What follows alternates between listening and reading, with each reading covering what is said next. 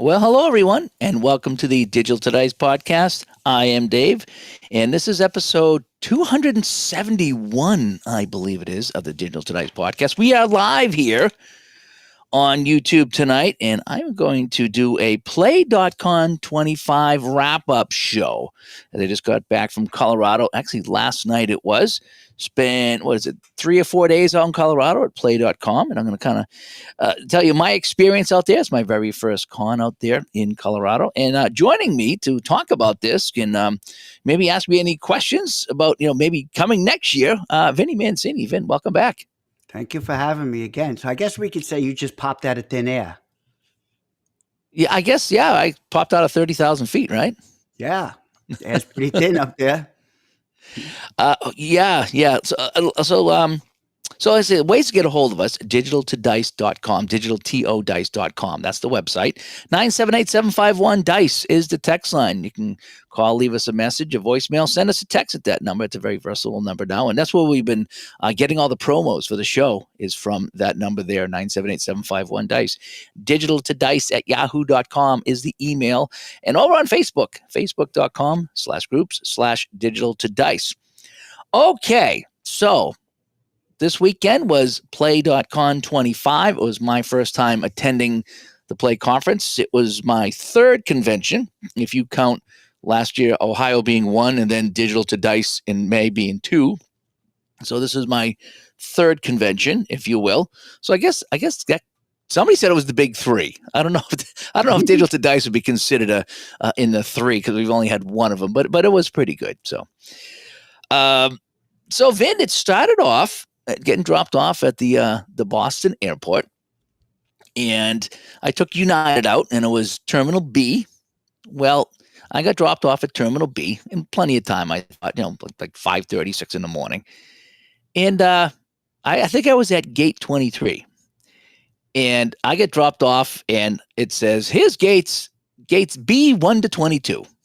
Nice. Oh. and I'm looking around. Where's 23? And so I go up and I asked someone that looked like they worked there, and I says, I'm going to B23, but I don't see it over here. And they're like, oh, it's over there. Oh. I go, what do you mean over there? And like, yeah, it's over there. Just go down here, take a left, it'll be fine. So I go down there, take a left, and I just run into a cement wall. And so I start walking down the sidewalk, and I go back in. I'm looking. There's definitely no 23 here. So I go back outside, and I run into some guy who's got the same puzzled face as me. And I didn't know who he was. Oh, and he says, he goes, how do we get over there? I was told to go over there. He says, I don't know. So we're walking around. So we walk across, and we're walking like through traffic. And I'm like, I don't know where I'm going. And I've been there a few times, but I've never had this happen. And so I look and I see another door with a lot of people going in. I says, well, let's go there. Let's go there. So we go in there, and there it was, gates B23 to 39 or whatever it was. I was like, it was across the street. I had to go through traffic to get there. And I was like, what is that? That was weird. So that's how my day kicked off. And everything was good, getting through security and getting to the plane. And but I haven't flown in a long time, probably a dozen years, maybe. I don't think I've flown since like 2013 or something like that. Okay. Maybe in that area. So anyway, so my travel anxiety is through the roof right now. Okay, I've done a lot better on my anxiety in the last few years by cutting out coffee, regular coffee, and cutting out soda with caffeine. Now, once in a while, I'll have a Diet Coke or something when I go out to eat or something, but I've cut a lot of caffeine, which has cut down my anxiety. And, being a little older now and not worried about work, my thing is worried about work, like not getting back. And then I can't get to work because I have like 6 or 7 different jobs, and I can't miss all of them, So I was always worried about missing work. And now I'm like, well, and if I don't get there, I don't get there. Let's not worry ourselves to death like I have for the last, 20, 30 years. So I get on the plane and get out there, and then I get to Denver and I get off. And luckily, John was going to meet me there, and John's in the chat room now. Hi, John. And so we ironically, we arrived like within 10 minutes of each other. So that was really good when we get out to Denver. So neither one of us had to wait around for anybody. And so I land, and I text him. I said, John, I just landed. He's like, I'm getting off the plane. I'm at gate A. Well, I'm at gate B in Denver. have no idea how to get to gate A. man.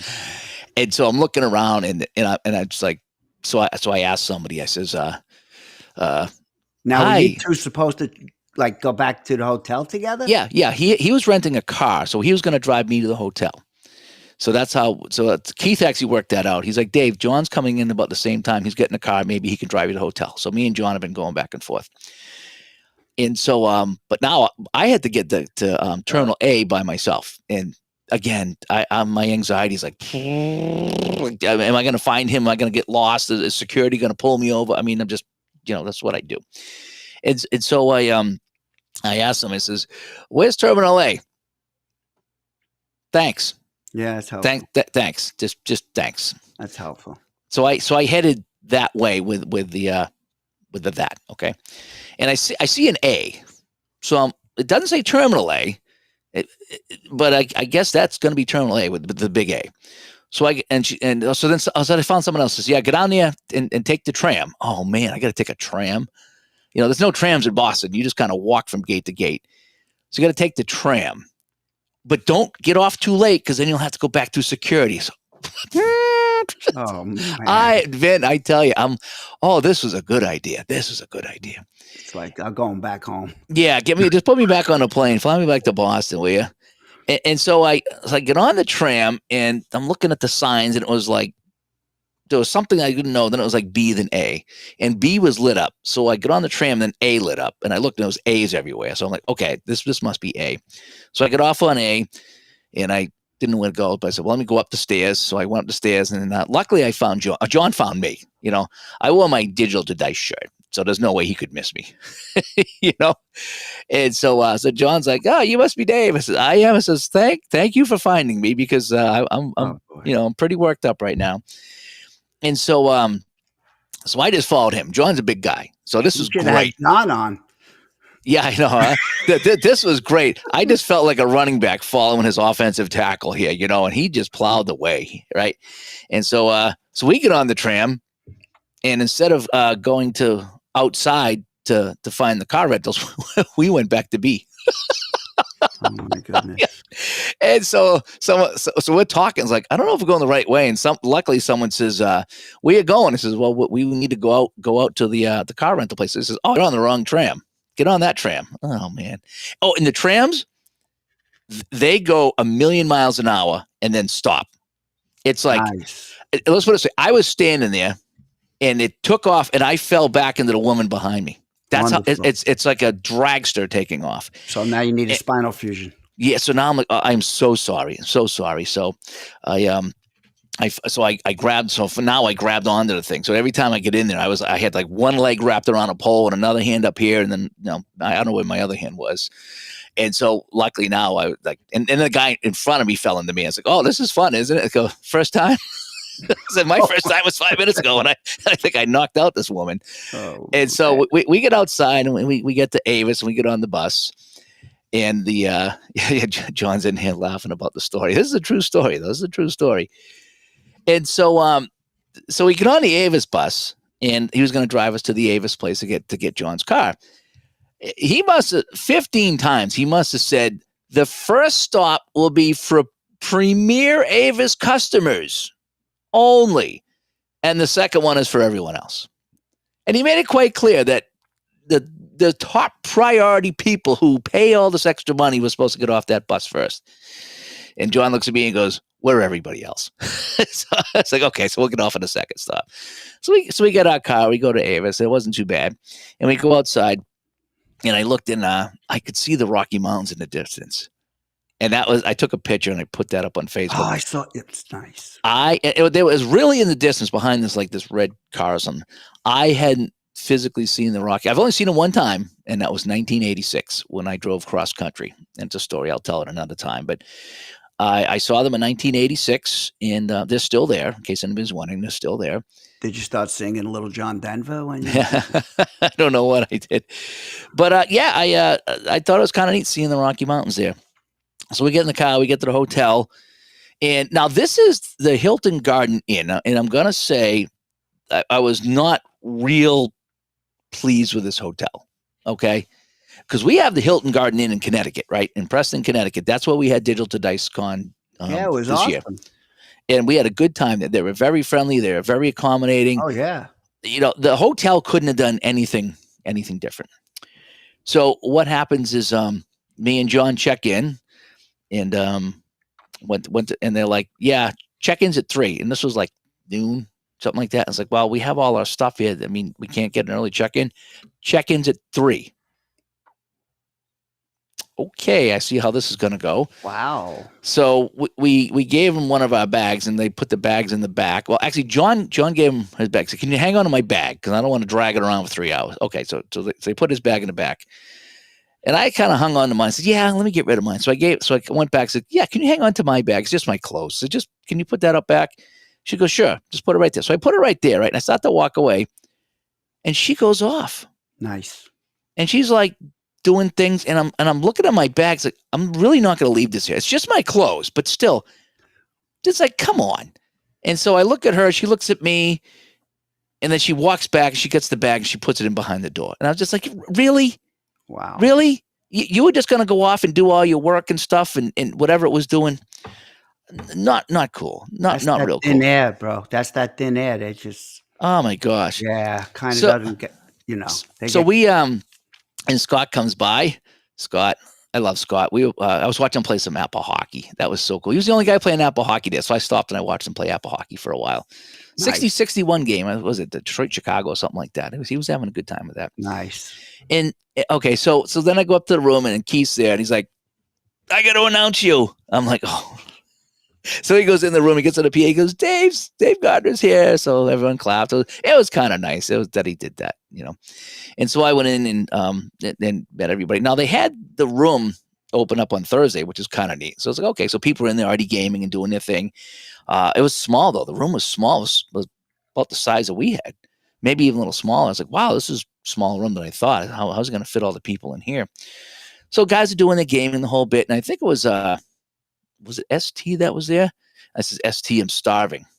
He's like, well, let's go over to Shake Shack or Torchy's or something. So we went over to Shake Shack and got the burger at Shake Shack was so good. I'd never been to a Shake Shack. Really? Yeah, it was. The bun, the burger, the sauce. It was just, oh man. I went to Shake Shack 3 times because it was just that good. And it was right up the street. So you ate well? Well, not really. Healthy. Not really. That's what cons are about. We don't eat healthy at a con. So, well, I didn't think a hamburger was that bad, but no, it's not. It was. And the fries were good too. I didn't get the shake though, not the first day. Well, Keith at D con only ate salad, so I was like, Oh, yeah. Well, here's the other thing. So the restaurant at the hotel serves breakfast. Had a little buffet breakfast, scrambled eggs, sausage, and potatoes, and bread if you wanted to. So the breakfast wasn't bad. It was fairly affordable too.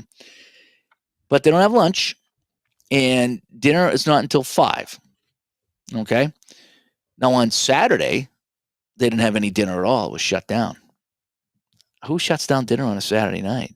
Wow. Yeah, that was kind of crappy. That was kind of crappy. Cow. Yeah. So, so that was Thursday I got there, and so we get back from Shake Shack, and we are going to go in the room and do some gaming. I was going to say hi to people. I had my microphone, and I wanted to, talk to people. And I started drinking water. They had this big thing of water out in front like they did in Connecticut, with cups, and it was ice. And Vin, I must have had 15 glasses of water that first day. And I drink water at the house, but not like that. I was I go in the room, I go back, fill it up, drink it, fill it up, go back in, drink that, go back. No joke. It was 10 to 15 glasses of water that first day. And then why you think? That's what I was wondering. So I ran into Steve Tower, who was there, and he goes, Dave, how's it going? How's it going, Dave? Steve, what's up? He goes, I lost my voice. And I go, boy, my voice is getting tired too, Steve.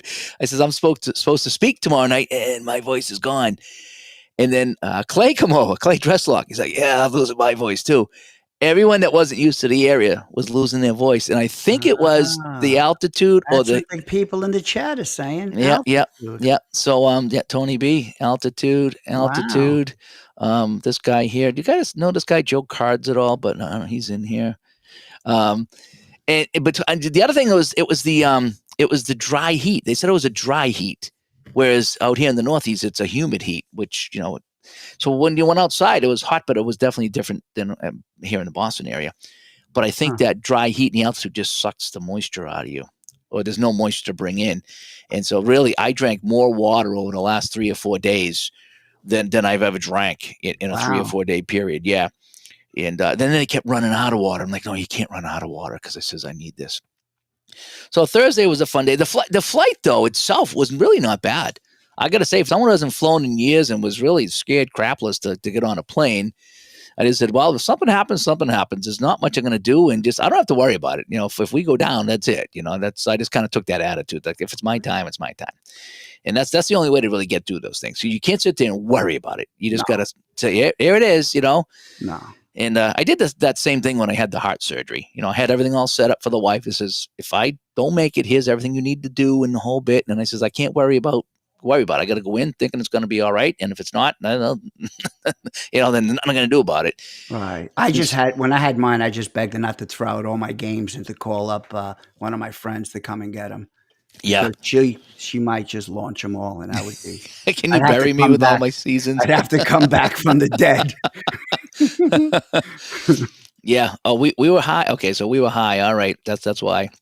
And Scott also says it was hot every day out there. Fortunately, the conference room stayed reasonably temperate. Yeah, the conference room was actually cold. Remember in Connecticut the second day how cold it was? Great, and poor John Turnbull, his wife, was had like a blanket on or something like that. Silver said we were high as hell. Mike, hell's the other way, bro. Just you know, all right? Yeah. I was thinking in that room because I keep my basement like that, like right now. Yeah, it's cold on here. Andrew says he's old enough to remember people smoking on the plane. Yeah, I was too. I flew in the 70s. I flew in the 70s, and my grandparents were smoking on the flight when we went up to Montreal there at one time, or Florida, whatever it was. So, so I've flown many times. It's not like I've never flown, but I'm not a big, And then when I got there too, I was talking to somebody. I don't know if it was Clay or I forget who, and I sit there and I had my hand on the wall, steadying myself because I was doing this. I felt like I was on a boat. And I don't know if that was just because of the plane was in the air and I wasn't on the ground and I still was kind of swaying with the plane, but I did that all weekend long. I would catch myself when I stood still. When I walked, I was fine. But when I stopped, I found myself doing this. And I was like, so I would always grab onto something or I'd sit down. It's like, wow, that is really weird. So I don't know if that was the altitude, or if that was the plane, or if that was dehydration. I'm not sure what it was. Yeah. And John says it could have been the tram. That might You wrenched your neck. You had a little brain damage. Yeah, it might have been. Jeff also says the flying is easy. It's the check-in and finding where to go. Yeah, that's what I said to you. That was So and when I flew back, I'll just get the flight back out of the way.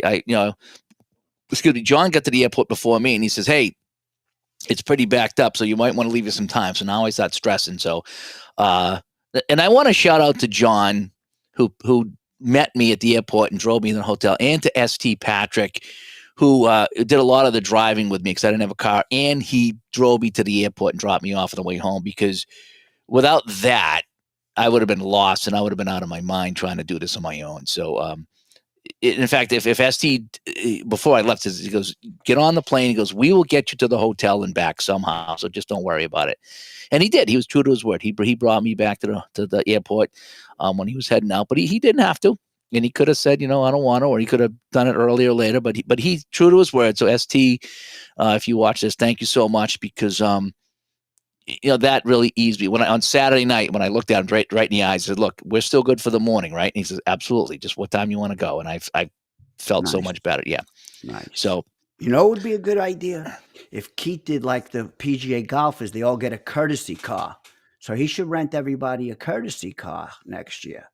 And then nobody has to worry about anybody else driving. He rents about 60 courtesy cars. I think he could swing it.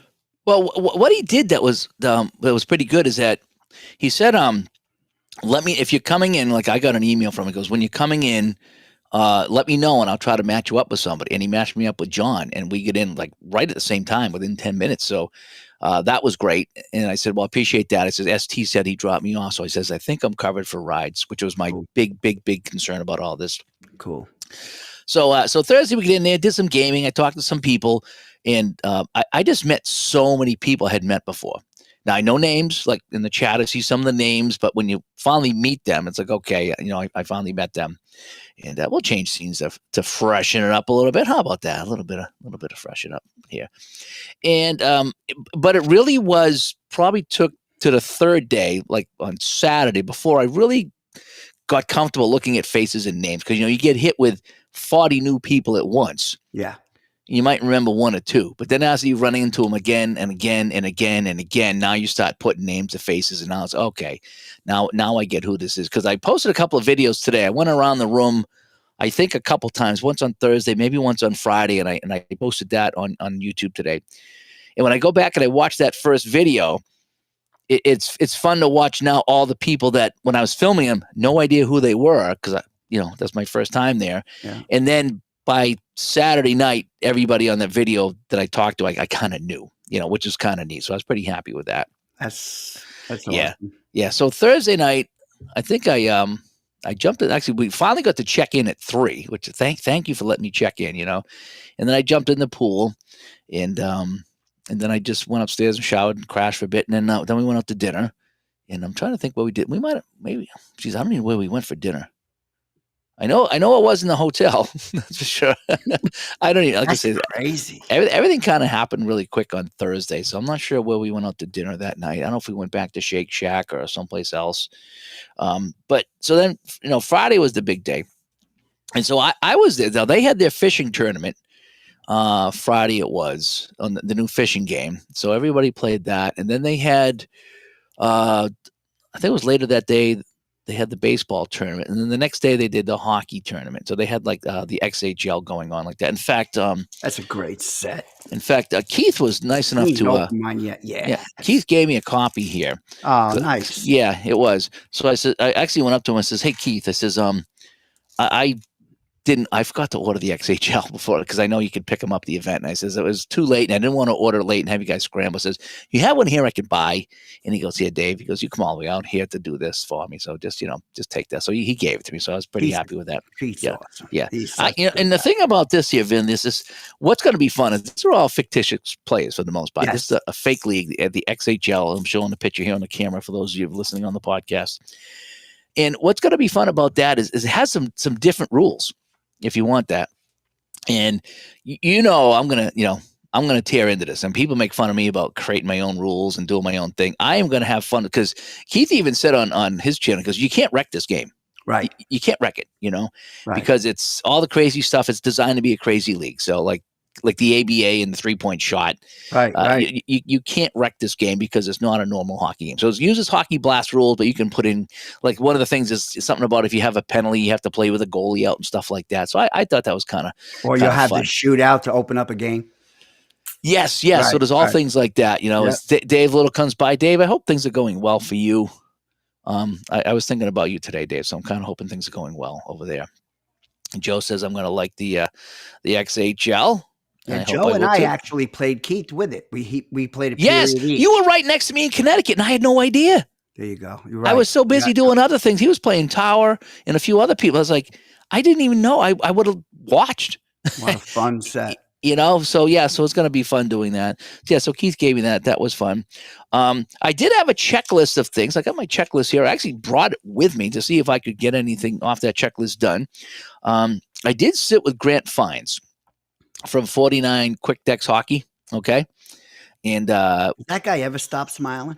Oh my gosh, I love Grant. Oh my I do. Goodness. I've only talked to him one time. We did like a Zoom call like this, and it was offline, but we were talking about his football game and his hockey game, and he was showing it with me, and we just chatted for about an hour or so.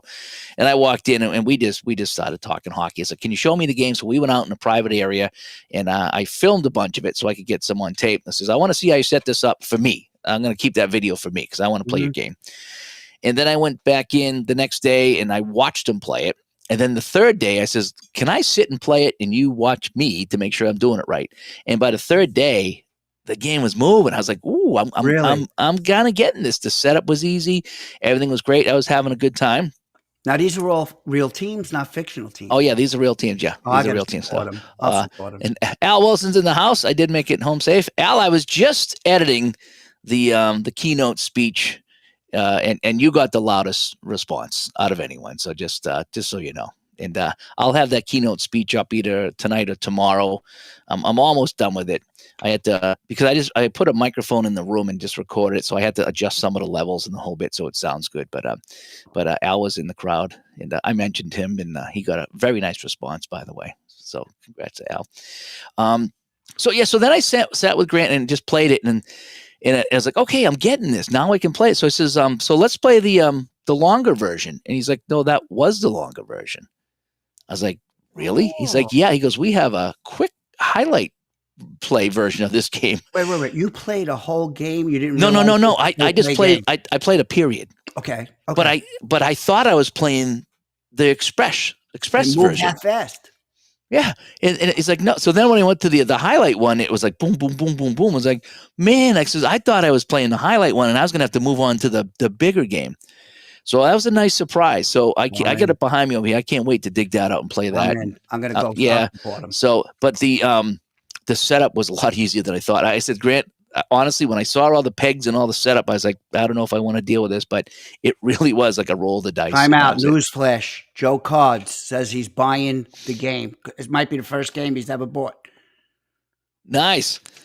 Yes, I'm going to get some videos on it. I'm going to do a video myself of setting it up and the whole bit. But Joe buys a game an hour, Dave. Joe buys a game an hour. He has the same games in Florida that he has home. He keeps them down there, and then he has us at home. So, nice. So, company, he double up on. Yeah, shipped to different places. Yeah, I did not. He's got a new one coming out called End to End, which is even bigger than the one that I played, like a longer game. Okay. There's the highlights hockey as well. So I played the quick decks, and it's kind of weird because it's called quick decks, and it makes you think it's a quick game, but it's kind of a full play game. Then there's the highlights, which is the shorter one, and then he's coming up with End to End, which is going to be the longer version of the game. So I finally got to meet Grant and play with Grant and talk to Grant. We even went off to the side. We found a secret room in there, and we did an interview in there because it was so loud. And then on Saturday they had music playing everywhere. Like all the speakers had music. So I would go out and I was doing my interviews on Friday and it was fine. But on Saturday they had music. And it's like, man, that's all we could pick up was music. So we ended up finding a secret meeting room and we did our interview in there. So he's going to post that video. I'll have the audio from that interview at some point. Who was playing the music? It was on the speakers in the ceiling, the restaurant. So we went outside the room. Oh, by the way, when I said the room was small, on day 2, on Friday and Saturday, they'd opened up the second room. So it was like twice as wide. And so the room was really big at that point there. But when I first walked in, it's like, wow, this is small. But then they opened up the second wall the second day. So it was a big room, by the way. But we would go outside the meeting because it was really loud in the meeting room with everybody playing games and talking. And so I would go outside and record all my interviews out in the hallway because it was quieter.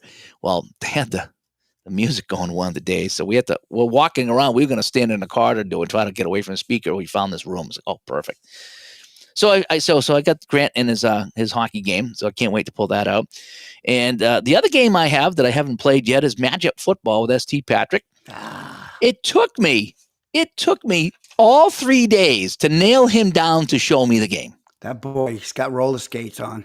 He's everywhere. And I'm just like, he's like, yeah, we'll sit down. So finally, like Sunday morning, I think they were doing, they were halfway through the golf tournament or something like that. I says, can you sit down and show me a game again? I haven't seen it since Ohio. I want to learn it. So we sat down and went over it and we were playing a bunch. I was like, okay, this is pretty good. In fact, he sent me 84 Boston College. Nice. That he just released. So I just have that team there with Flutie on it. And so that was the other thing I got there. So I was like, oh, good. So I'll be able to play some Flutie magic. Flutie did it. So I can't wait to play some of that Matchup Football there. So those are the first 2 games on my list, or 3 actually. So the 49 Quick Decks hockey, the Matchup Football, and then the XHL. Those are 3 I can't wait to dig into that are going to be fairly new games for me. What'd you get from Grant? What season? He sent me a couple about a year ago, I think. And he was supposed to come on and walk me through it, and he got busy, and I think he stepped away for a bit from doing the games to do something else or whatever. But now he's back doing. So I have a couple seasons here, and he did send the game in 2 seasons for the raffle in Connecticut, and he said me to keep 1 season and put the other one in the raffle. So I have 2 seasons right now, I think it is, and for his game. I also finally got to meet Joe Bryan from Payoff Pitch. Oh, and this game you might have heard of called Bank Shot Basketball. I don't know if you've ever heard of it.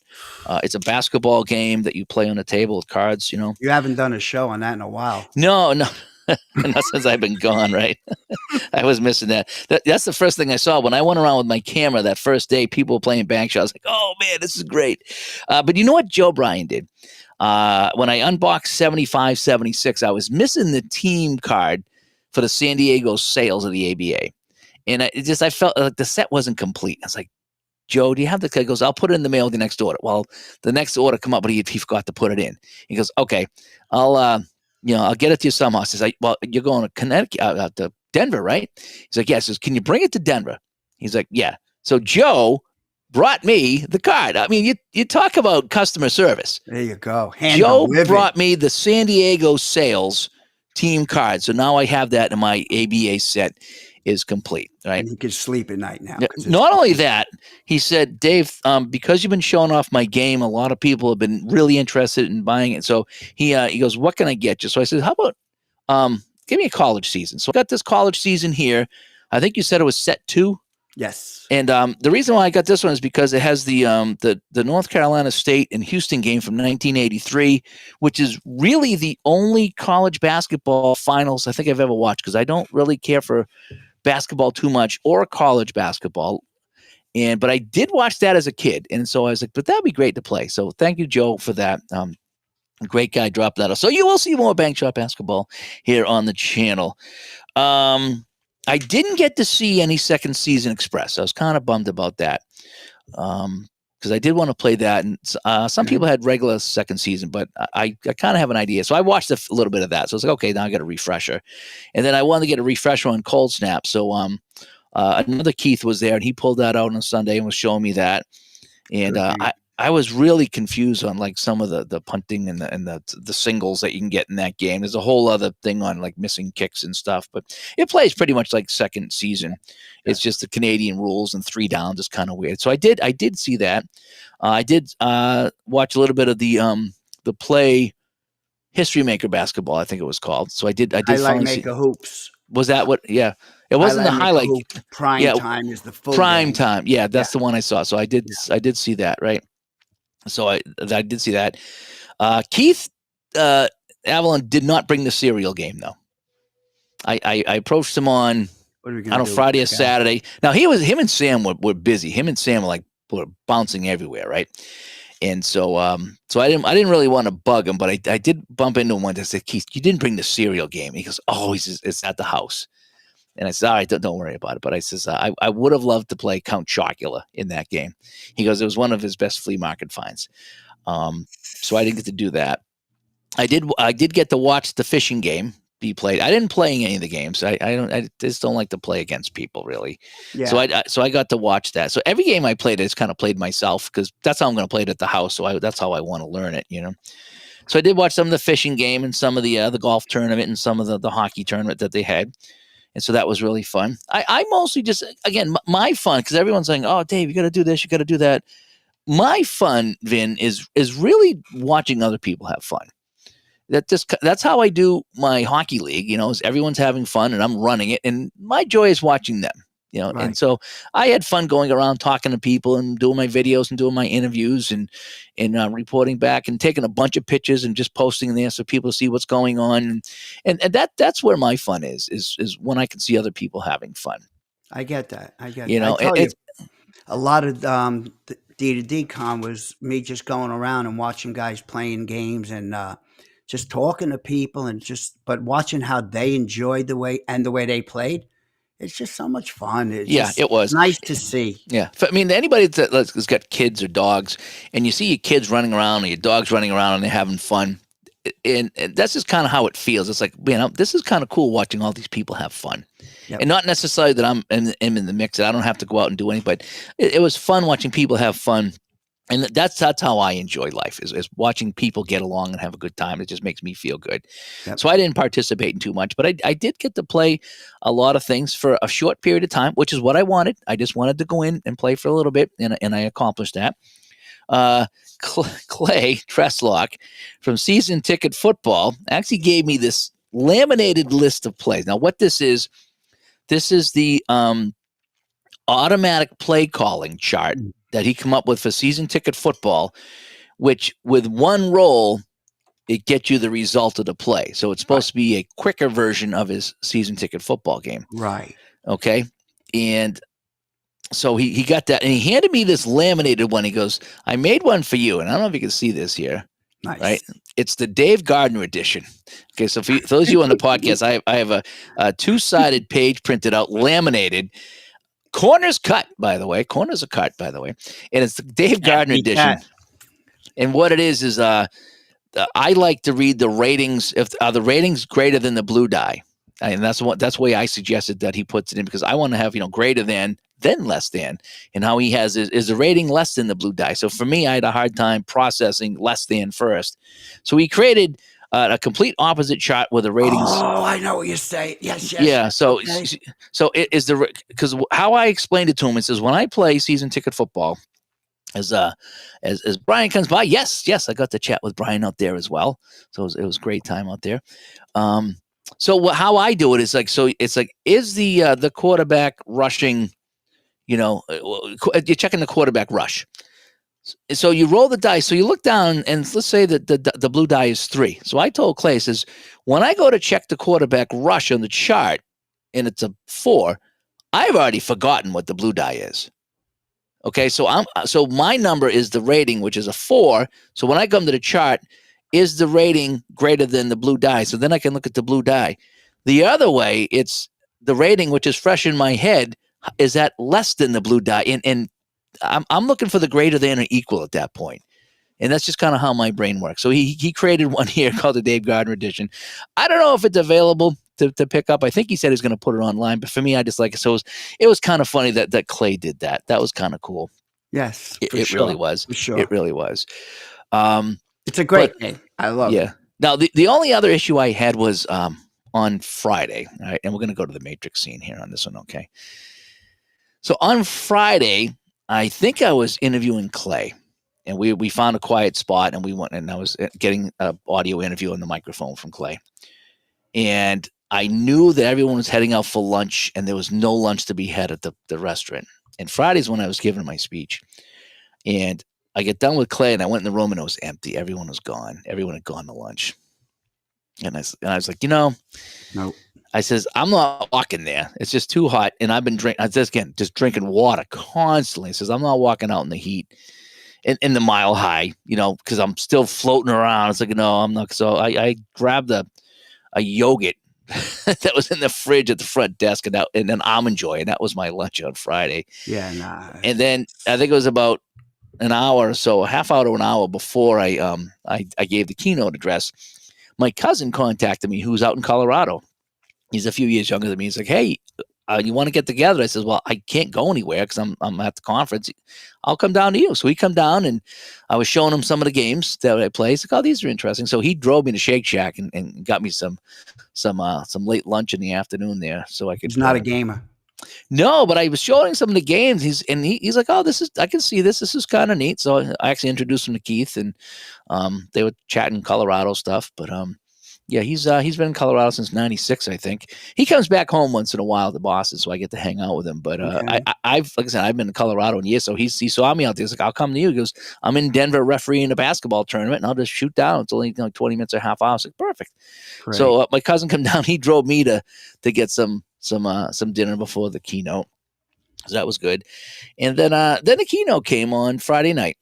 So the keynote came on Friday night, so I had to give my talk, and I'm just editing that audio right now. And so I hopefully will have that done either later today or tomorrow, because it takes a long time to process because I got to make it a video for YouTube, and for some reason it takes forever. You can't just put up an MP3 on YouTube. You got to make it a video file. And I was a little more nervous than I thought it was, Vin. No. I thought I'd go because I've sang in front of crowds and played guitar and bass, and I've had to give talks for my league, and I gave the talk at Digital Dice, and I thought I'd go up there and be fine, and at the last second, like everybody just piled in and got their chair, and everyone stopped what they were doing and looked at me, and I was, ooh. I did. Oh man. I did. I had a couple of shakes early on, and I tried to tell a couple of jokes to kind of lighten the mood, if you will, and I got a couple of laughs, and And that's a rough crowd to pitch you naked, yeah. And I got a couple of groans and a couple of the jokes. I was like, oh man, that was supposed to be just a funny thing. One of the things I said, so one of the first jokes I said was that.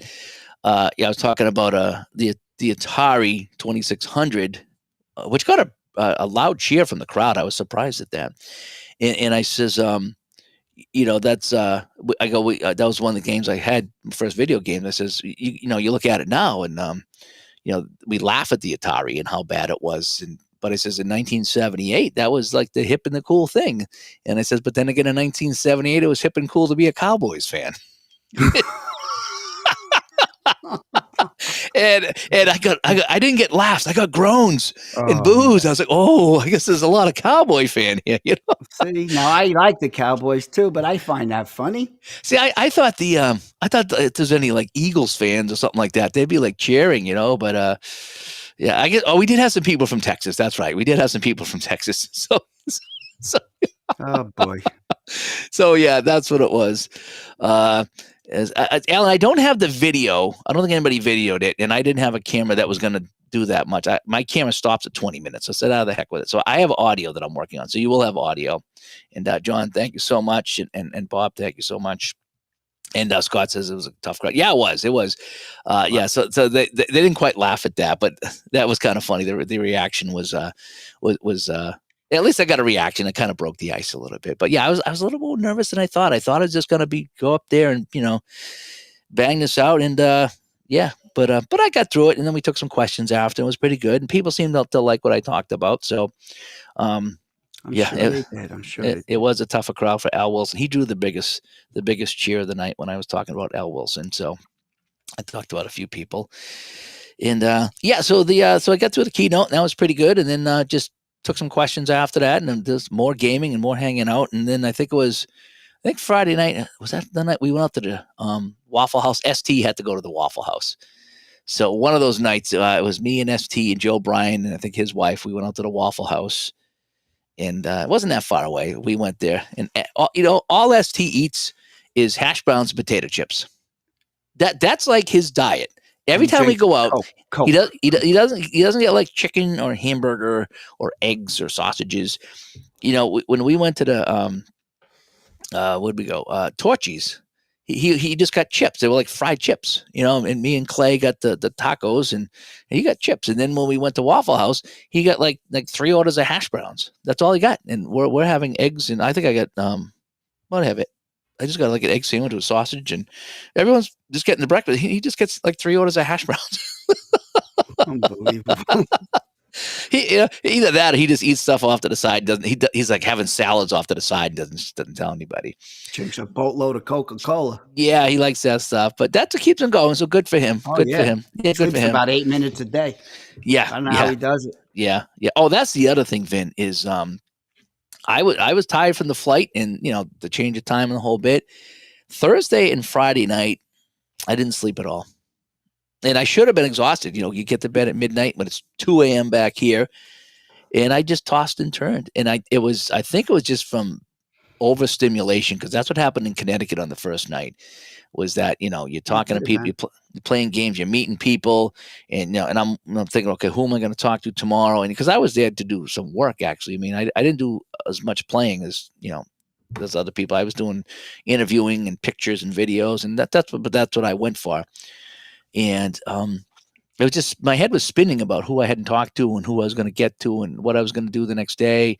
Yeah, so I had 2 really sleepless nights, to a point where there was a couple of times I snuck away and went back to the hotel and crashed for a half hour just because, man, I was just exhausted.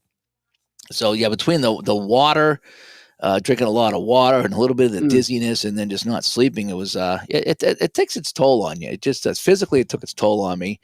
I never really left the hotel. I didn't like go anywhere else. Just to, I just stayed there for the most part.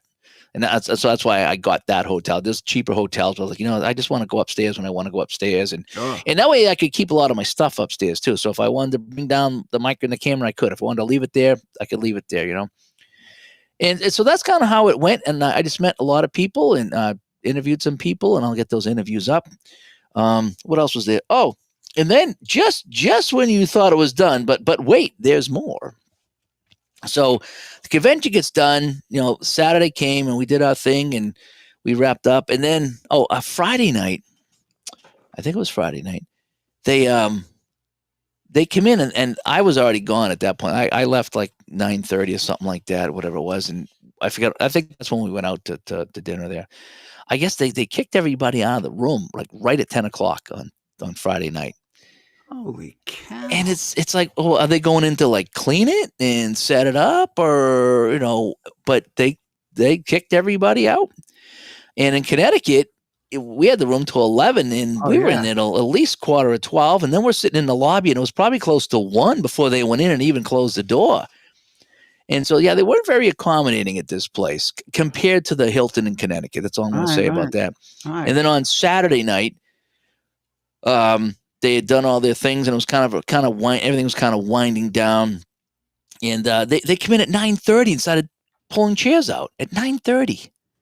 We go, we still got a half hour to go here, and they're pulling chairs out of there. It's like, that's strange. Yeah, it was. It was really, and so we ended up getting out of there early because they were kicking everybody out. It was like that was kind of crappy of that place there.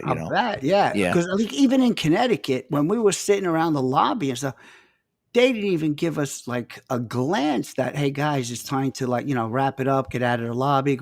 Nothing. They never. I mean, we were quiet, even though we had 5, 6 guys hanging around talking, but they never even gave an inclination that we were bothering anybody. Or that's strange. Yep, it was.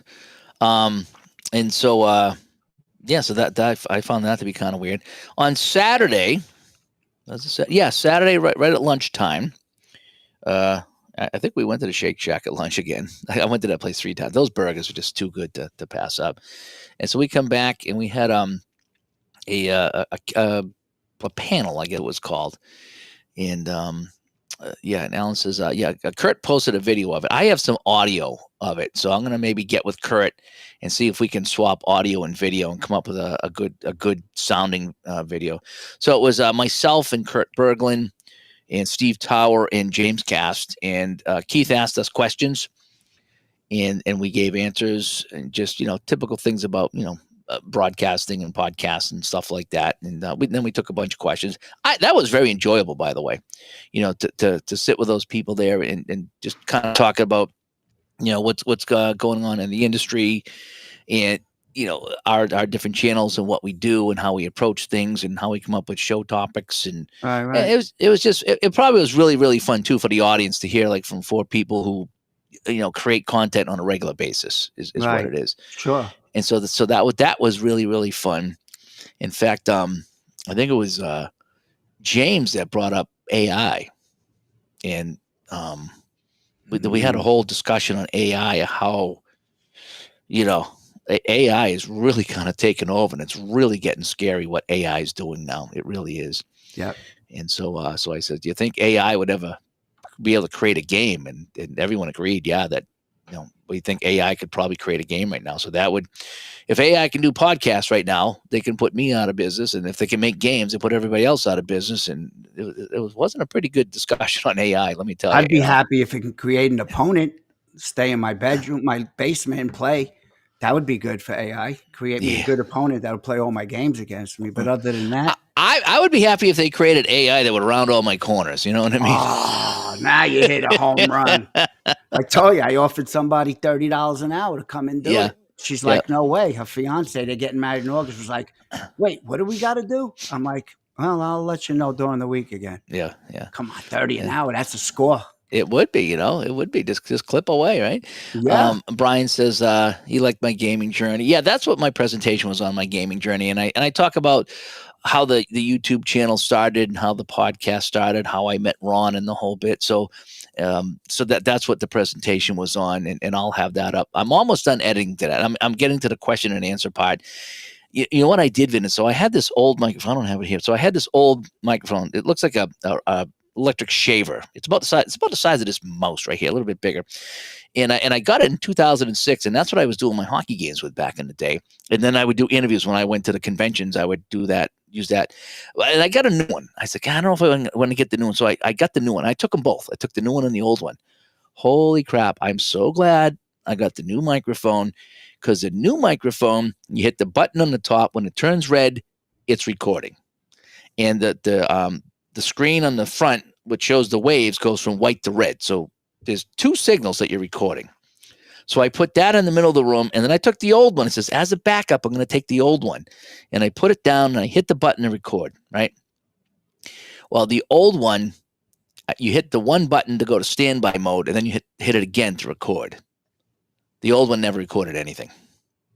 So I'm so glad I bought the new one so I could see that it was recording, because otherwise I wouldn't have got anything. You know what you just reminded me of? Did you ever watch The Honeymooners? Oh, yeah. Remember when Ralph had the fight with Alice and he made the recording, but Norton sent the wrong one, the other one? Yeah, because I went over after the event and I picked it up and I go, it's not recording. Oh, man. And luckily the other one did it, and I got a pretty good recording from that. So I'm really, really happy I picked up the new one. So I brought them both. So the old one I just put in the bag and I never took out again, and I won't use that. So I'll just use the new one, which is great. So I have that, and I'm editing to that down. And again, I was pretty close there.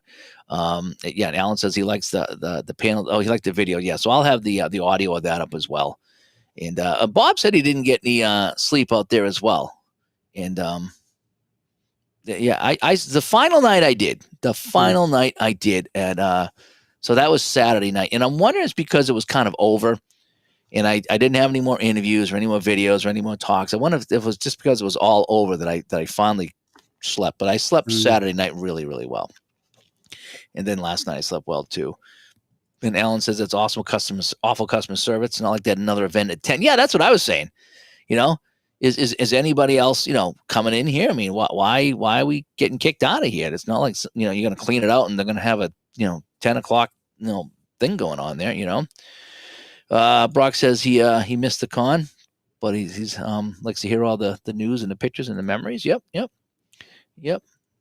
So it was, yeah. Oh, then, yeah. One of the questions was, what was our most famous episode? And the only thing I could think of was when we had the video with Ron getting wrapped up in the banner. That was a funny story that I told there. And let me see here. I'm trying to think what else is in the chat room. Oh, I can't get my things moving here. So then I thought it was done, Vin, right? So we had I got my interviews, I played my games, I got a couple of things taken home with me. I didn't really buy too much because I was like, I don't want. I didn't, I didn't have enough room to pack. Oh, do you know what else I did? I played strat football with Glenn Guzzo, and he's the guy that I think he was doing the ratings for football and or baseball. Is what I hear. Long time. Yeah. And so he kept talking. He's like, we're going to sit and play. We're going to sit and play. I said, yes, we are. So I finally sat down with him. And so he sets up strat football and he sets it up for head to head. He's like, okay, so here's what's going on. I says, Glenn, I need you to show me solo mode. That's because that's what I'm going to do. I'm going to get solo mode. I'm not going to play head to head ever. Just won't. And if I do, I still won't. I just don't, I played a little bit of Apple football with ST, but we weren't really playing against each other. I was kind of showing him the game, and that's what it was. It was more showing the game than playing the game. Gotcha. So I says, I'll never play this. So all right, let's put all this away. Let's just play basic. So he walked me through how to play basic strat football, and I had played on the computer, but that's the advanced mode. So I says, let me just kind of play basic. So he's showing me basic and, guessing right, guessing wrong, and walking through a few plays. And it was all right. I'm thinking about getting it. Strat's actually having a sale from now through July 7th. I might pick up the game in a couple of seasons. I'm not sure, but Glenn was showing me that, and I was like, this could be fun. Not that I need another full play football game right now, that's for sure. But I thought about maybe doing that.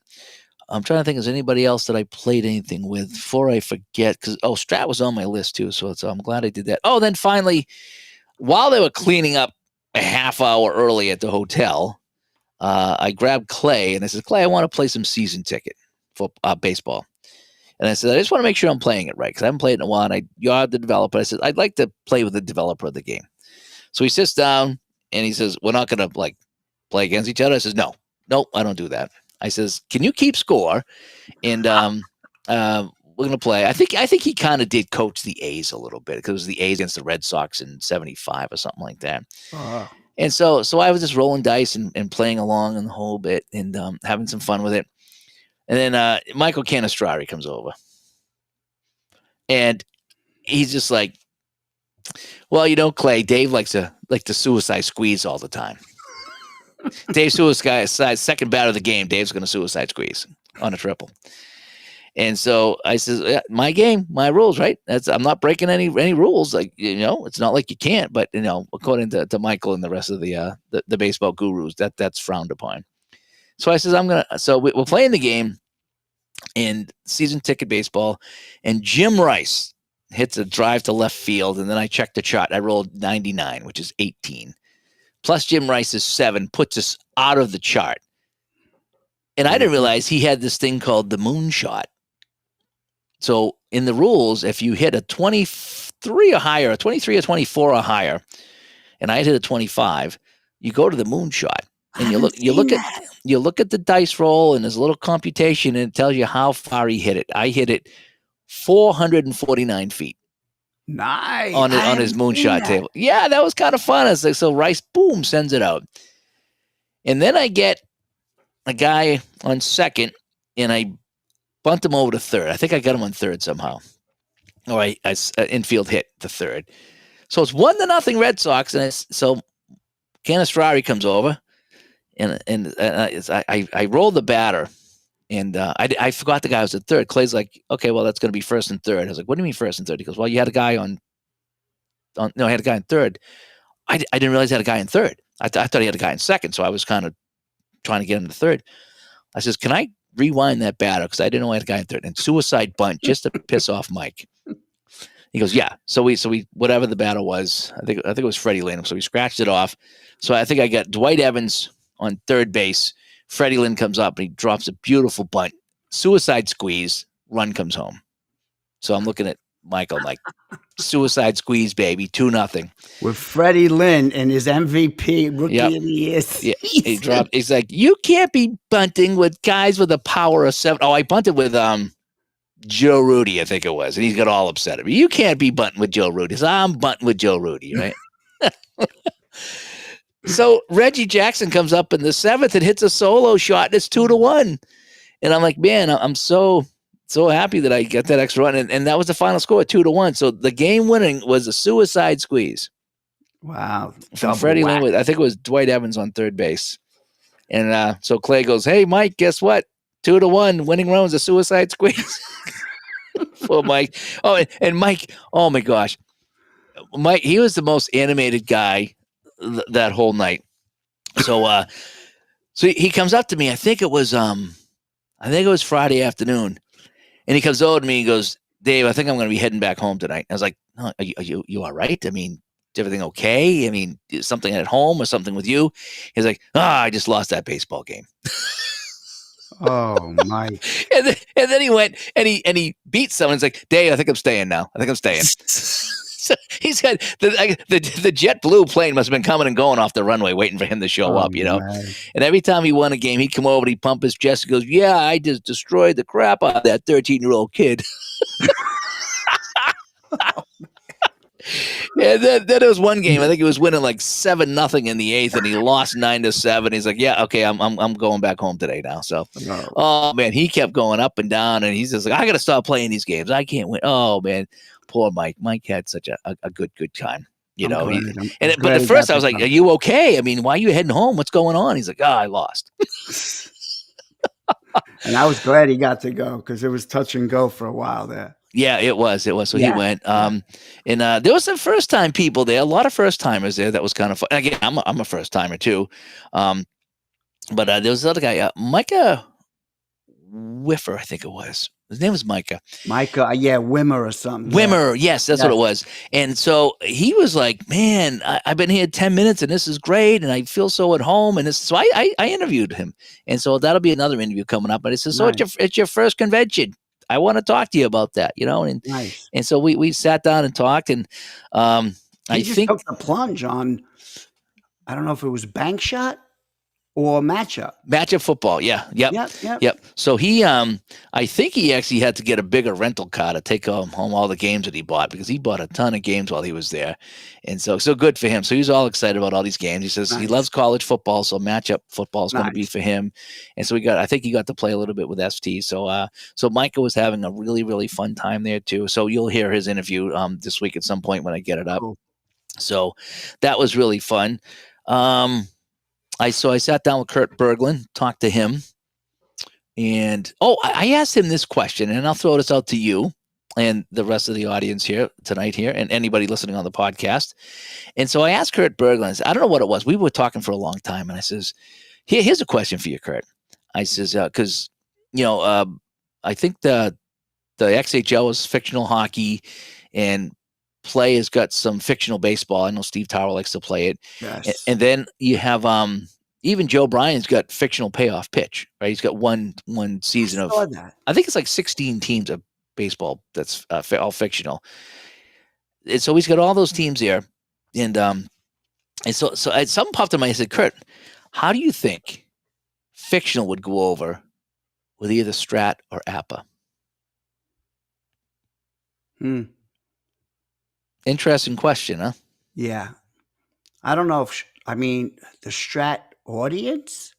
If Strat or APA announced they were coming out with a fictional set. Mm-hmm. I think it would work. You think so? Really? I think a lot. I don't know. I think you'll get some guys to do it. They really are purists. Like APA are purists. I don't know many Strat guys that are into any fictional stuff. I know Joe Cards, he plays. Well, I don't know him well enough, but what does that say? He says Strat fanatics would lose their mind. In a good way, Joe? I'm kind of wondering. That's an interesting question that I put out to Kurt, and he was kind of stumped. He's like, "Oh man, that's a really good question." Because fictional works for some things, but then you're talking about people who enjoy playing, the 60s, Yankees or whatever it is. It's, are they going to want to play, fictional people? I don't know. Oh, you see, Joe said no. Joe said no. Yeah. I'm not a fictional guy. I play the most fictional I go is with Fury Football, and it's a fun game. Yeah, I have that too. Break it out. It's a lot of fun, but I'm not running a lifetime league like some of these guys do. Yeah, I'm not sure. And Ryan comes in and says APA folks wouldn't like it in his opinion. Yeah, so I'm kind of thinking, Andrew says not in a good way, but it's they hate when their cards are messed with. Yep. P-Jet says no way. Yeah. Yep. And so, we got Marco coming by. He says he's going to hope to get there next year. He's in the chat room as well. But I just thought that was an interesting question. Is how would fictional go over Strat or APA baseball? I'm not sure. Scott chimes in and goes, "Too bad I missed the end of this game." Yeah, I was watching the Red Wings and the Blackhawks, and I think I went out to get something to eat, and I saw him packing up his car afterwards, and Gordie Howe got a penalty at the end of the game, then Bobby Hull, and he overruled the ref.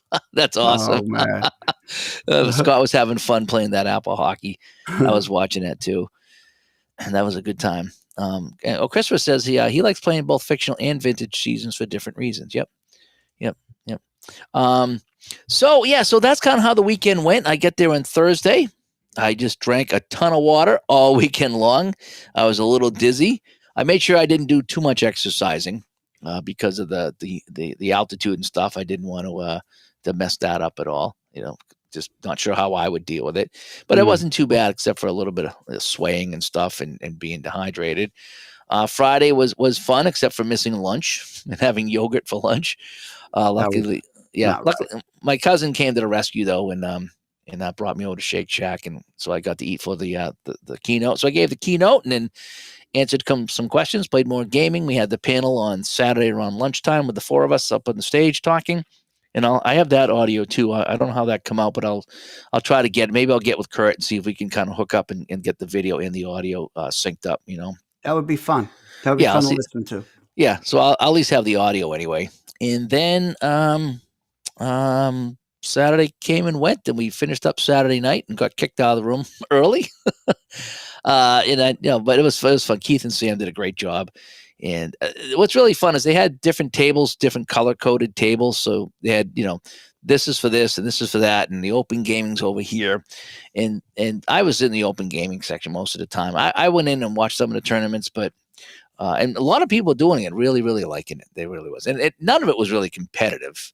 It was everyone was cheering on for everybody. Except for Mike. Yep. Yeah, except for Mike. Yeah. Mike was the guy. Yeah, Mike was the guy that was quitting all the time. But it was great meeting Grant and playing his game. It was great meeting Joe Bryan and going out and grabbing something to eat with him. Clay with his season ticket football chart that he gave me. Thanks for that. And playing some season ticket baseball with me. Nice. St. Patrick and his matchup football I got to play, as well as him sending me the Flutie team. So that was kind of great. I still haven't opened my swag bag. You get this bag here with all these little goodies in it. I still haven't opened it. I put it right in my bag, and I kind of just went to work. That's the thing. Doing unbagging. I don't have the overhead camera. I don't. Otherwise, I would. I don't have the overhead camera. But I got to do a lot of interviews that I'll be posting pretty soon. I'm so glad I got that new microphone, because that old one, man, I tell you, if I got nothing, if I come home with no audio because I screwed it up, I'd be pretty bummed out. So I'm really glad that I caught that I got the new microphone. Thanks to Keith for putting on. Thanks to Keith for the XHL. I can't wait to give this a try. So I'm going to unbox that and come. I'm going to come up with some crazy rules for that. Cards are beautiful. Yeah, the cards are beautiful. Yeah, they are. Yeah. Now check this out. So I think we're done, right? I go to bed Saturday night, fat and happy because we had so Saturday night, right? The restaurant's not even open at the restaurant, at the hotel. They're supposed to be 5 to 9, right? Which is thin enough. Connecticut, I think it was 3 to 1. You could order food all the way up till they closed at 1.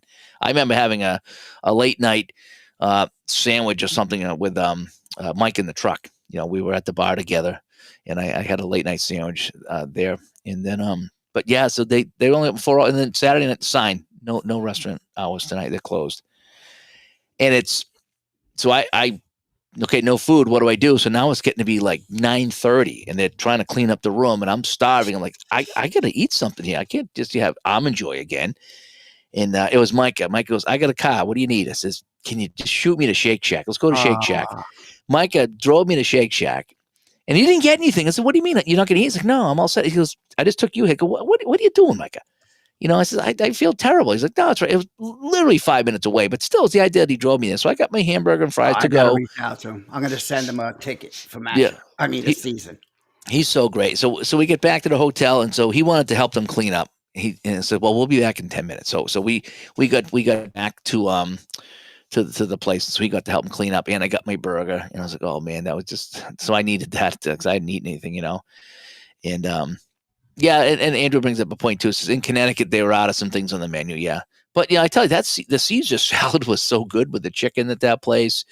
Everything I had was good. I mean, everything I had was really good in Connecticut. But at least they had food. You could get something. It wasn't like, and I wasn't gonna be walking down to Shake Shack by myself. That's for sure. So, well, worst comes to worst, you go on where the counter was, and you just buy like 6 pints of ice cream. I mean, I'm always good with that. Yeah, that's the hotel we were at. Oh, the other thing is so on Saturday I wanted to wake up because I hadn't been sleeping, so I grabbed a Diet Coke out at the front there, and they had it like in an open fridge, and I got it, and it was barely cold. It was like almost Oh, warm. I was like, come on, no. come I can't. on. Excuse me. So I ended up I went into the room and they had the ice water. So I took my glass and I scooped out a bunch of ice and I put it in there and then it was fine. But I really wanted something nice and cold, you know. Um, anyway, so I'm thinking we're done, right? Saturday night comes, I get my sleep, I get up in the morning. Okay, I don't really get to head out till about 10:30. So I get downstairs and I go to get some breakfast because they didn't have breakfast every day, and the breakfast wasn't too bad. And I see Grant and Paul Fay Oh, another good man. Good in, guy. in the business room, and they're on the computer. So I popped over to say hi, and he's like, I'm showing him the companion for basically Pocket Pennant Run, that the computer version. And I was like, well, I says, let me grab some breakfast and come back over. And I probably spent about an hour with Paul, and we were just chatting, and we got talking about the Pocket Pennant Run board game companion. And originally, Craig designed that to play Pocket Pennant Run. It was a very unique software, and when it worked, it was great. It just didn't work all the time. And he would come up with fixes, and it still didn't work, and more fixes, and to a point where a lot of people just got really frustrated because it just wasn't working. It was Right. a great idea, and a lot of the things that I gave him some suggestions on what I was looking for, and he put some of my suggestions in, but it just wasn't stable. Is if you clicked on the wrong thing, it would crash, and that can only happen so many times, and you give up on something. Sure. So a lot of people gave up on it, and I heard somebody was working on it, and it turns out it's Paul. Yes. And so I sat down with Paul. Turns out we had the same exact sneakers on, by the way. Like Nike, same color, same trim, same everything. Oh my. And what was funny is on the panel on Saturday, we were just sitting in chairs in front of people. So he's in the front row, like 6 feet from me, and I'm sitting in my chair, and I'm looking at my sneaker, looking at his. He's looking at my sneaker, looking at his, and they were the exact same sneaker. It's hilarious. I think I got a picture of that somewhere. I think, did he get an award for the longest traveler? Oh, he might have. Yeah. He says he's coming to Connecticut. He says he's coming to Connecticut. Oh, I'd love to meet him. He's such a gentleman. He was great. So we chatted, and I told him all my concerns with the software. And he says, yep, I see that. Absolutely. And he said that last year at this time, the software was like 23% stability. And now he has it up to close to 90, was it 95 or even 99% stability. Wow. And the new version, I put some pictures on the Facebook page. Mm-hmm. The new version, when you first start it, it's a board game companion is what it is right now, and it does have Pocket Pennant Run in there. So if you want to play Pocket Pennant Run, all the guys' ratings and the whole bit, and they have their cards laid out, so you can still play Pocket Pennant Run on that, right? But when you first start the game, it says what dice do you want to use, because it'll roll dice for you, and you can select APA, Strat, Payoff, Pitch. There's like 8 or 9 or 10 different games. He's got dice built in to play. Wow. Joe Yep. Cox turned me on to it. And I love the program. And you can actually create custom dice. So if you're playing a game that's not on there, you can create custom dice. And I would imagine that you wouldn't even need to use dice because all you're doing is putting in the results. But it'll roll dice if you want. But if you're playing on your table, rolling your own dice, it's another board game companion. And he says it's not really competition for Digital Diamond, which is the one I use, but Digital Diamond's codes. You're putting in the codes, whereas this one it's visual. It's like click on the single, click on the double, click on the strikeout. Okay. So instead of having to remember what all the codes are, you just put them in. You just click them with the mouse, almost like Replay. If you've ever played Replay, PC baseball, same kind of thing. And it'll keep all your stats and have the schedule. So I told him all the things I wanted, and he's like, "Yep, I'm going to do that. I'm going to do that. I'm going to do that." So Paul was great. We chatted a long time, and then till ST picked me up. But yeah, so as soon as I thought we were done, he comes out and he's like, "Nope, you got some payoff pitch here. I'm sorry, Pocket Pennant Run." And so now he gave me the code to try out the software. It's not out yet. He says by the end of this year, when it's done, he doesn't want to release it till it's done, and it's going to have player pictures and team logos in there. Wow. Yeah, he showed me like the prototype, and I was like, "Did he show you the Ghost Runner?" He didn't show me, but he said it's in there. And He he showed goes, a screenshot on Facebook. yeah. Oh, did he? And there's a little ghost guy on second base. Yeah. I almost fell out of my chair. I was like, Yeah, that's yeah, he did great. say that. He said no one likes a ghost runner, but it's in there if you want it. So I would have to just because he did it. I would have to yeah. if I And play current baseball. That's the and other question. Joe says Paul was so helpful with the program. He went above and beyond. Yeah, the problem is it's just they kept fixing it, but it just kept still not working. And so finally, I think he's kind of come in and rewritten the code, and it's looking pretty good. And so it's something I did. I gave up on it. I just got tired of dealing with that. Joe says that they were sold out in Connecticut because they had the wedding before that night. That's right. They had the wedding on Friday night. That's why we couldn't get in the room till Saturday morning. So now we're going to do Friday, Saturday next year. So we should pretty much have that wrapped up. So unless there's something there Thursday night, which probably not, but I'll say it again and again. That place was great. It went worked great. I can't wait for next year. I cannot wait for it. All right. Now, before I wrap up here, because Steve Tower is coming on at 9 tonight, and right now it's about 8:45. So I want to give him his space. And he's going to show off the fishing game tonight, and I did want to watch that myself. Even though I was there and watched some of it, I want to really kind of see him play it. So before I go, if anybody in the chat room has any questions, or Vin, if you have any questions about the convention or anything like that, I thought I'd just kind of fill everybody in on what happened with me and my plane adventures. And the ride home was actually pretty good in the plane. I actually watched the movie, if you can believe it, and that really passed the time. And it was free, as far as I know. It was free. It didn't ask me for any credit cards or anything. And so, and I found the secret to using a first class bathroom. I found the secret.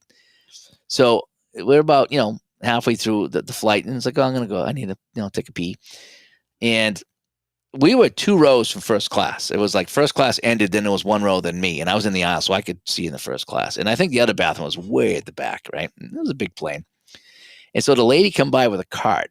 As soon as she got by me, I says, "Hey, where's the bathroom?" She's like, "Well, I got the cart in the lane right now, so why don't you just go up the first class bathroom?" Nice. So you wait for it to be behind you, and yeah. And then she did that like about an hour. So if you got to go, get up and walk around, now's the time because we're going to be putting on the seatbelts on. She went by me again to collect the trash, and right up the first class again. And then my shoe was untied, and I again, it's tiny, so I'm trying to close the door, and I kept like bumping it with my bum, and the door would open, and they're like, "Oh, let me close it." So they close it right on my shoelace. And I couldn't get my foot away from the door.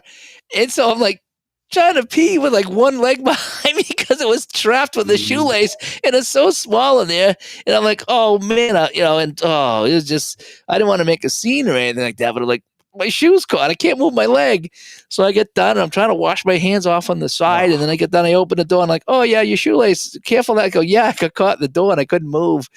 Oh man, that was too funny. Better off using a water bottle, let nobody look. Yeah, right. Yeah, you hide it with the pillow. On the way out, it was nice because I had the aisle, and there was a girl in the window, and there was nobody in the middle on the way out, so that was nice. And on the way home, there was a guy in the middle seat. No one opens their windows though anymore. The whole ride out, it was in the dark. And I like to look out and see what's going on. I mean, because I don't fly that often, but both flights. And that was really bright out. So when someone opened it up, it was bright. It was like vampire, I always look to the golf courses and the ball fields. Yeah. Yeah. I just thought it was kind of neat. It really was. As Joe says, he can't wait for Connecticut 2026. Yep. Yeah. Was anybody playing Hockey Blast? Well, yeah, they had the tournament. They were playing Hockey Blast Express with the XHL. That was the tournament that they had, the Hockey Blast Express tournament with XHL. So they did that as well. And let's see. The Wyson says, I'm excited for next year as well. Vinny, do you have a favorite field you would like for matchup college football? That's from Jerome. Thank you. Nebraska is my team. Nice. But that's my team. So P-Jet says that I was flagged. I wasn't flagged, but there was a lot of people that had issues at the airport, and most of it was in Denver. So I get on in Boston. I get on no problem. I got to Denver. Boston actually patted me down. I had a T-shirt and shorts and socks. I was like practically naked. I don't even have anything, and that's how I fly. So there's no issues. And I get through the scanner. I'm like, I get practically, just in my underwear almost. And the guy still pats me all down. I was like, there's nothing to pat, And so in Denver, I saw my bag of clothes come down one lane, and then my over shoulder bag with all my microphones and cameras and stands went into the separate lane. I was like, oh, this ain't gonna be good. And so they said, can you come over here, please? Okay. So I go over there and it says, is there anything sharp in this bag? I was like, I don't have any knives or anything. I says, I got my camera in there. So they says, okay, don't reach in the bag. We're going to open it. I was like, okay. So I stepped back, because I'm like, you look like a terrorist. Yeah. So I was like, well, oh my God. So they opened it up, and they opened up the bag with my camera in it. And like, okay, it's a camera. And then they grabbed my other bag with a microphone, and they unzipped it and they opened it up, and they saw it was the microphone and the little tripod. And they said, you think that was it? And the other guy goes, yeah, I think that was it. So they put it back, and it's okay. You're all set now, but it was kind of weird. Okay, Another guy I heard, they pulled him outside, and they made him open the fishing game. He got the fishing game from Play, and they made him open the fishing. So I don't know what was in the fishing game, but they made him open the fishing game. Maybe he had real lures. Yep. Michael Canistrari, who doesn't like the suicide squeeze, but that won me the game, by the way, Michael, just saying, that won me the game, or won the Red Sox the game, I should say. So that worked there. But Michael, he got rubbed down for gunpowder. Wow. He's never shot a gun in his life. Oh, come here. I'll fix that for you. Yeah.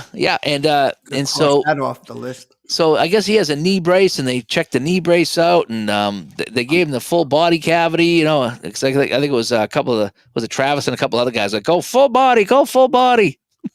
It's they were rubbing him down with like these little swabs. And they're like, what are you looking for? They're looking for like explosive residue or something like that. I was like, what's up with that? Do they take a common sense quiz? Like, I don't know. Well, Mike pulled do you know who I am is what he did. And so then he got right through, which is what he should have, Okay. Yeah. And so Mike told him he don't suicide squeeze in the first 5 minutes. Yeah. Yeah. He says the guy that does the suicide squeezes, that's the guy you don't want to let on the plane. Right. He might have set that up on you. He might have. Oh, okay. Speaking about getting set up. Okay. I got set up. Okay. I don't think there was a fishing hooks. I don't know if there's any pieces in that. It just was just like cards, and there's nothing metal in there. I don't think there was. So I did get set up. Okay. Is during so we got Marco says, Marco, yeah, he gets patted down all the time. Is there something in my prosthetic? Like, yeah, Cheerios, yeah. Mike looks fishy. Yeah, I would be pulling him out. Oh, you know what he did? He said he found there was a miniature golf course at the Denver airport, and so just to make himself feel good, he went up and he was like beating up on like all the 8-year-olds that were playing miniature golf. So he got in one last win before he left. I made him get home happy, right? Good job, Mike. Don't have any mercy on them kids. So the crowd set me up on the panel. So when we were taking questions from the crowd, somebody, the word get out that I'm not the biggest fan of History Maker Baseball. All right. Somebody leaked that. All right. And I'm at the Play convention, and their biggest game is History Maker Baseball, but I couldn't believe how many people were playing it. Yeah. I'm just not a fan of History Maker Baseball. Right. And I told one person, just one person. Okay, because I don't want to make a big deal of it. I like all their other games, but that one just doesn't work for me. Maybe one day it will, but right now it does. So I told one person. Well, guess what? That's all it takes. Everyone there found out about it, right? So during the panel, the last question, somebody says, if you could only keep one Play game on a desert island, which one would it be? And of course, all the other 3 panelists say, History Maker Baseball. And now I'm on the spot, So everyone just starts laughing at me because they all knew that this was planned, and and so yeah, I finally just said I would take the golf. I do like I said, I like the golf, I like the hockey, I like the football, I like the racing. Yep. I'm trying to think what else I had there, but yeah. Oh, I have the Fury football. I have a lot of their games. Their most popular game is just not a baseball game that I would like to play. I love hockey. Bless. I got to get History Maker Prime Time on the table. It's just been a little busy with other things, so but I do want to try it. ST says it's a great game. I bought 5 seasons from it. They're still in the plastic wrap, so Yep. I'll get to it. Yeah, but you've been busy with that, that forklift, bringing in all those bank shot and payoff pitch seasons. All those boxes I showed you that I ordered, they're coming in handy. I ordered those black drawer type boxes. They're right here underneath my computer. In a little compartment, they fit perfect. Yeah, I got in more of those. I have those for Hockey Blast right behind me. I don't know if you can see it behind me here. But yeah, I have those for Hockey Blast.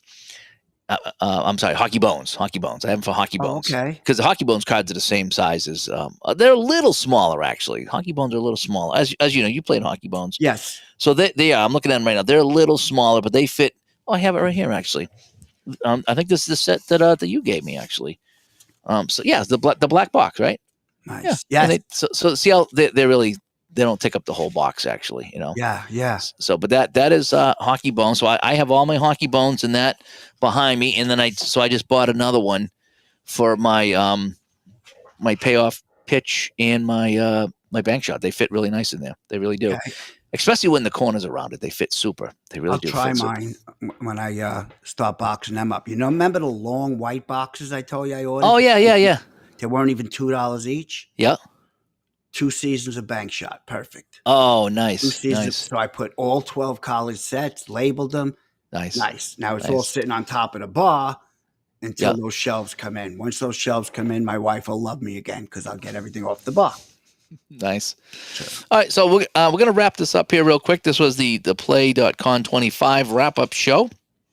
Recorded this on June 30th, the day after I got home. I was going to come on last night, but I ended up hitting the wall, and I went to bed. I'm glad I waited till tonight because I took tonight off from the rink so I could catch up on my sleep and everything there. So, All right. You said you were supposed to yeah, work tonight. yeah, I worked this afternoon because I had some catch-up work to do from last week that I didn't get to. I got that done, and so and then tonight I took off so I could do this here and wanted to get this done. And I'm still editing videos and audio and the whole bit that I'm trying to get up on the channel. So be looking for that keynote speech. I should have that up either later on tonight or tomorrow, and also the panel that we have. I have the audio for that. I'm going to see if I can get a hold of Kurt, and if I can steal that video from him, I'll sync up the audio and the video. So we try to have because you couldn't really hear the audio well in his video, but at least we'll have something there. So anyway, PJ, you were mentioned in the keynote speak, by the way, that I gave. So just so you know, the flight went pretty well. I thought the flight went well. I got to watch a movie on the flight back. It just, no one talks to you on the flight. Nobody would talk to you. On the way out, that girl wouldn't talk to me. And on the way back, one girl was asleep and the guy next to me was on his laptop or whatever. And he sneezed. I said, bless you. He didn't even say thanks. I'm like, okay. Nice. That's how we'll go, But thank you so much, Joe, for coming by. And I did have the shoelace caught in the bathroom. Yeah. And I had a hard time hitting my spot, shall we say, because that's just the angle I was at, and I get nervous on a plane. I don't want to create any waves. I don't want to be like knocking on the door. It's like, what are you doing in there, But anyway, Michael says that he was puking at a urinal in Denver, by the way. Nice. So maybe after he got rubbed down, he started puking, I'm not sure. Nice, Mike. That's nice visual before we go off. Yeah, good. Yeah. So hopefully you're feeling better though. But anyway, seriously. All right. So again, Steve Towers coming on in 5 minutes on his channel to play some fishing. So I wanted to get off before that.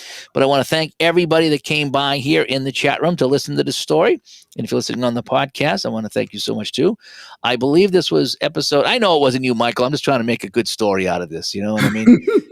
Ever since he got his millionth OnlyFans subscriber, he's had a little bit of an attitude. Now he thinks he doesn't have to go through security to get on planes. You know what I mean? These snooty guys. He was. But anyway, this was episode 271, I believe it was, of the Digital to Dice podcast. As myself and I was joined by Vinny as we wrapped up the Plaay.con 25 weekend.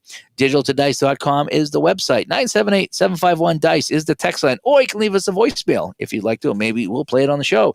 DigitalToDice@yahoo.com is the email. And over on Facebook, facebook.com/groups/DigitalToDice.